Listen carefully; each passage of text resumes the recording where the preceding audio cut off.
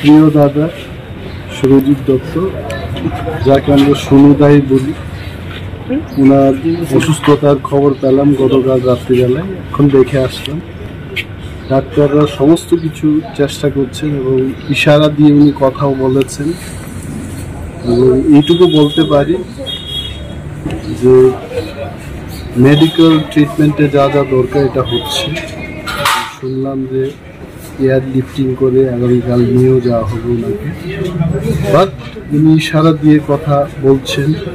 বললাম যে দাদা আপনি ভালো হয়ে উঠবেন, ভগবানের কাছে প্রার্থনা করবো যে তাড়াতাড়ি উনি যেন সুস্থ হয়ে ওঠেন।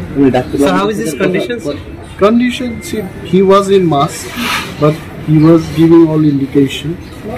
And when I said that you are okay, you will be all right within 2-3 days, he was also giving his signal that I am strong and I'll be all right.